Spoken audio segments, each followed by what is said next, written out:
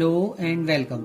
साथियों, पिछले वीडियो में हमने डिजिगो पोर्टल के बारे में जाना था, साथ ही इस पर वेंडर बनाना भी सीख लिया था।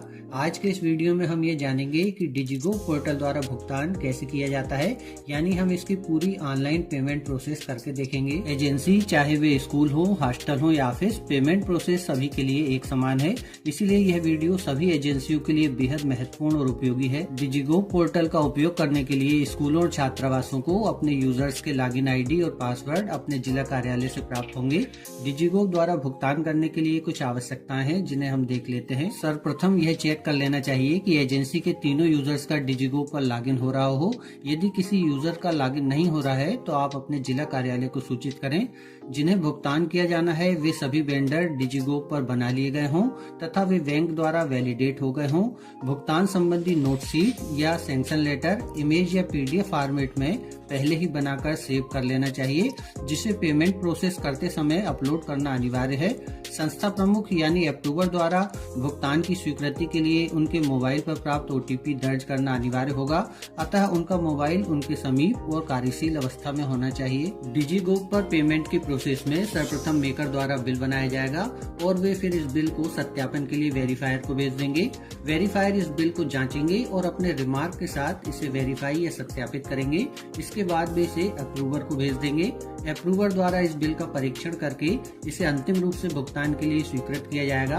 किसी विसंगति की स्थिति में अप्रूवर इस बिल को रिजेक्ट भी कर सकते हैं। तो चलिए हम इस प्रक्रिया को ऑनलाइन करके देखते हैं। अपने ब्राउजर में हम SNA FMS SBI टाइप करके सर्च करेंगे और सर्च रिजल्ट में SBI CSS लॉगिन की लिंक पर क्लिक करके हम डिजिगो के लॉगिन पेज पर पहुंचेंगे।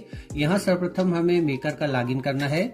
ज्यादातर लोग पासवर्ड मैनेजर का प्रयोग करते हैं और अपने यूजर आईडी और पासवर्ड को अपने गूगल अकाउंट में सेव कर लेते हैं, जिससे हमें बार बार अपना यूजर नेम और पासवर्ड टाइप नहीं करना पड़ता और ये ऑटोफिल हो जाता है।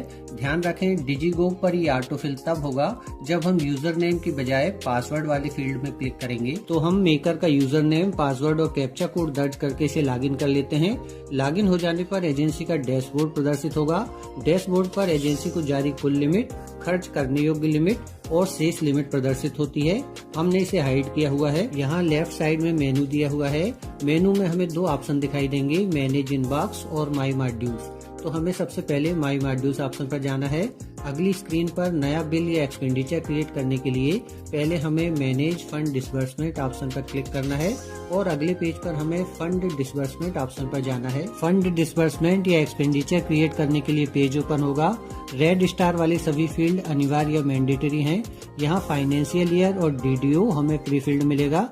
नेचर ऑफ पेमेंट में हमें वेंडर ऑप्शन को सेलेक्ट करना है और टाइप की ड्रॉप डाउन से हमें वेंडर पेमेंट को सेलेक्ट करना है। इसके बाद पेमेंट मोड में, क्योंकि हम सिंगल वेंडर को पेमेंट कर रहे हैं, इसीलिए वेंडर सिलेक्शन ऑप्शन को हम सेलेक्ट रहने देंगे।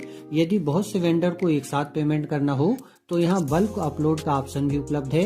वेंडर बाय में दो विकल्प दिए गए हैं, क्रिएटेड बाय मी यानी हमारे द्वारा बनाए गए वेंडर और ऑल यानी सभी एजेंसियों के द्वारा बनाए गए वेंडर्स। हम इसमें ऑल ऑप्शन को सेलेक्ट कर लेते हैं।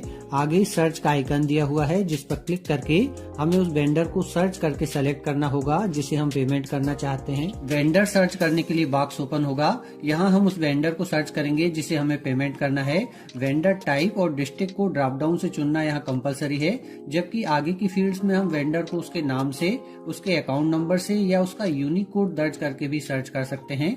इसके अलावा यदि वेंडर को पहले भी पेमेंट किया जा चुका है तो इंक्लूड ऑलरेडी पेड वेंडर्स के चेक बॉक्स को भी हम टिक कर देंगे। हमारे वेंडर की जानकारी नीचे टेबल में प्रदर्शित हो जाएगी। इस टेबल के लेफ्ट साइड में दिए गए चेक बॉक्स को टिक करके और ओके बटन पर क्लिक करके हम अपने वेंडर को पेमेंट के लिए सेलेक्ट कर लेंगे। पॉपअप बॉक्स अपीयर होगा, do you want to disburse fund for the selected vendor. हम इसे यस कर देंगे। हमारा वेंडर सेलेक्ट होकर एक्सपेंडिचर पेज पर दिखाई देने लगेगा। देखिए यहाँ टेबल में वेंडर की डिटेल डिस्प्ले हो रही है। इसके बाद नीचे हमें एक्टिविटी यानी हमारा भुगतान जिस मद का है वह मद या हेड हमें सेलेक्ट करना है। सर्च के आइकन पर क्लिक करने पर एक्टिविटी सिलेक्शन का बॉक्स ओपन होगा। यहाँ प्लस के आइकन पर क्लिक करते हुए हम स्कीम, उसके अंतर्गत अलग अलग हेड्स तथा सब हेड्स ओपन करके देख सकते हैं। चूंकि सभी एजेंसियों को एक्टिविटी वाइज लिमिट जारी होगी, इसलिए यह अत्यंत महत्वपूर्ण है कि हम भुगतान से संबंधित सही एक्टिविटी का चयन करें। व्यय से संबंधित एक्टिविटी सेलेक्ट कर लेने पर वह एक्सपेंडिचर पेज पर प्रदर्शित होगी। साथ ही उस मद में कितनी राशि भुगतान हेतु उपलब्ध है यह एलोकेटेड बजट की फील्ड में हमें दिखाई देगा। इसके बाद नीचे लेटर या ऑफिस ऑर्डर नंबर हमें दर्ज करना है। सैंक्शन डेट डिफॉल्ट रूप में आज की ही सेलेक्ट होती है। हम इसे चेंज करके वास्तविक सैंक्शन डेट प्रविष्ट कर देंगे। दाहिनी ओर हमारी एक्टिविटी से संबंधित लेजर हमें ड्रॉप डाउन से सेलेक्ट कर लेना है। ऐड बटन पर क्लिक करने पर हमारी जानकारी नीचे टेबल में प्रदर्शित होगी। भुगतान की जाने वाली राशि का विवरण दर्ज करने के लिए हम टेबल में दी गई ऐड लिंक पर क्लिक करेंगे। डिडक्शन की विंडो ओपन होगी, जिसमें ऊपर हमें ग्रॉस अमाउंट या भुगतान की जाने वाली कुल राशि दर्ज कर देनी है, और यदि किसी प्रकार की कटौती की जाना है तो उसे भी हम यहाँ नीचे दर्ज कर सकते हैं। कटौती के ऑप्शन टेबल में दिए गए हैं, जिन्हें एरो के साइन पर क्लिक करके हम देख सकते हैं, जैसे VAT, income tax, TDS, education cess आदि। हमारे बिल में कोई कटौती नहीं है, अतः हम इसे खाली छोड़ देंगे। नीचे टोटल डिडक्शन और नेट अमाउंट की राशि प्रदर्शित हो जाएगी। दर्ज जानकारी से संतुष्ट होकर हम इसे ओके कर देंगे। टेबल में ग्रॉस अमाउंट और नेट अमाउंट प्रदर्शित होने लगेगा। दाहिनी ओर हमें 2-3 शब्दों में नरेशन दर्ज करना है, यानी यह किस चीज का पेमेंट है। जैसे हमारे बिल टीए बिल है, इसलिए हम यहाँ टीए अमाउंट लिख देते हैं। मेकर द्वारा सैंक्शन लेटर या नोट शीट अटैचमेंट के रूप में अपलोड करना अनिवार्य है। यहाँ इमेज या पीडीएफ अपलोड करना सुविधाजनक रहता है। इसके लिए हम अटैच फाइल की नीली लिंक पर क्लिक करेंगे। फाइल अपलोड का बॉक्स अपीयर होगा। ब्राउज पर क्लिक करके हमें अपने सैंक्शन लेटर या नोट शीट की फाइल को सेलेक्ट करना है। इसके बाद अपलोड बटन द्वारा हम इसे अपलोड कर देंगे। हमारी फाइल एक्सपेंडिचर पेज पर दिखाई देने लगेगी। हम यहाँ अधिकतम 10 MB तक की साइज की फाइल अपलोड कर सकते हैं। इसके बाद हम नीचे दी गई वैलिडेट बटन पर क्लिक करेंगे। साइड में सबमिट की बटन अपीयर हो जाएगी। सबमिट बटन पर क्लिक करने पर कंफर्मेशन बॉक्स अपीयर होगा। Do you want to disburse funds, हम इसे यस कर देंगे। Request submitted successfully to checker का मैसेज आएगा और हमारा बिल चेकर यानी वेरीफायर के पास चला जाएगा। यहाँ मेकर का कार्य पूर्ण हो चुका है, इसलिए अब हम इसे लॉग आउट कर लेंगे। मेकर द्वारा बनाकर भेजे गए बिलों को आगे प्रोसेस करने के लिए डिजीगो पर वेरीफायर द्वारा लॉगिन किया जाएगा। नए बिल वेरीफायर को मेनू के इनबॉक्स में दिखाई देंगे। हम इनबॉक्स को क्लिक करके ओपन करते हैं। अगली स्क्रीन पर नए बिल हमें रेड कलर से दिखाई देते हैं, जबकि अन्य बिल जो प्रोसेस हो चुके हैं वे ब्लैक कलर के दिखाई देंगे। किसी नए बिल को ओपन करने के लिए वेरीफायर यहाँ डॉक्यूमेंट की नीली लिंक पर क्लिक करके इसे ओपन करेंगे और इसका अच्छी तरह परीक्षण कर लेंगे। बिल में यदि कोई त्रुटि है तो वे नॉट रिकमेंडेड ऑप्शन को सेलेक्ट करेंगे। हमारे बिल में यहाँ सब कुछ सही है, इसीलिए हम यहाँ रिकमेंडेड ऑप्शन को सेलेक्ट करते हैं। इसके बाद वेरीफायर को अपना नोट या रिमार्क दर्ज करना है। इसके लिए हम टॉप लेफ्ट में नोट्स ऑप्शन पर जाएंगे और बिल को रिकमेंड करने या नहीं करने के संबंध में अपना रिमार्क दर्ज करेंगे। हमने अपने बिल को रिकमेंड किया है, इसलिए हम यहाँ पेमेंट वेरीफाइड लिख देते हैं।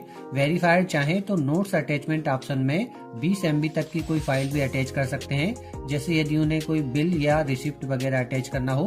हालांकि ये कंपलसरी नहीं है, इसलिए हम इस ऑप्शन को छोड़ सकते हैं। इसके बाद हमें टेबल के लेफ्ट साइड में दिए गए चेक बॉक्स पर और नीचे वेरीफायर के प्रमाणीकरण के चेक बॉक्स को टिक करना है और टॉप लेफ्ट में दिए गए सेव ऑप्शन से हम इसे सेव कर देंगे। बिल को सेव कर लेने के बाद वेरीफायर इसे फाइनल पेमेंट के लिए अप्रूवर को भेजेंगे।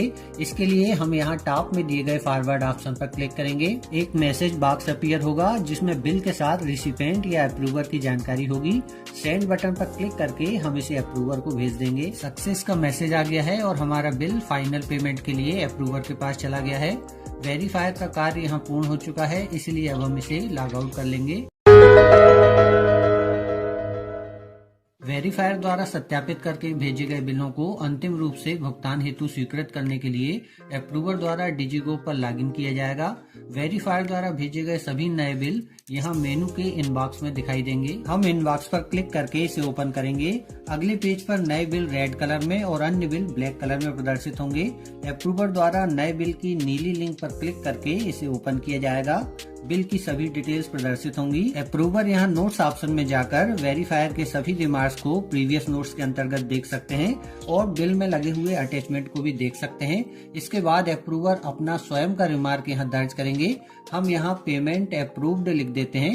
अप्रूवर चाहे तो स्वयं भी यहाँ बिल में कोई अपना अटैचमेंट जोड़ सकते हैं। अप्रूवर द्वारा बिल की सभी जानकारियों का मिलान एवं परीक्षण कर लिया जाएगा और संतुष्ट होने पर टेबल के लेफ्ट साइड में दिए गए चेक बॉक्स पर तथा नीचे दिए गए डिक्लेरेशन के चेक बॉक्स पर टिक किया जाएगा। नीचे अप्रूव के साथ साथ रिजेक्ट की बटन भी दी हुई है। यदि बिल की जानकारियाँ सही है तो चेक करने के बाद इसे अप्रूव करें। यदि बिल में कोई त्रुटि हो तो उसे रिजेक्ट भी किया जा सकता है। हमारे बिल में सभी डिटेल्स सही हैं, इसीलिए अप्रूव बटन पर क्लिक करके हम इसे अप्रूव करेंगे। कंफर्मेशन मैसेज आएगा, do you want to save details. Yes पर क्लिक करते ही अप्रूवर के रजिस्टर्ड मोबाइल नंबर पर एक OTP जाएगी। OTP दर्ज करके सबमिट बटन पर क्लिक करने पर फाइनल पेमेंट हो जाएगा। वास्तविक रूप से ये भुगतान वेंडर के अकाउंट में सेम डे या नेक्स्ट डे तक पहुंचने की आशा की जा सकती है।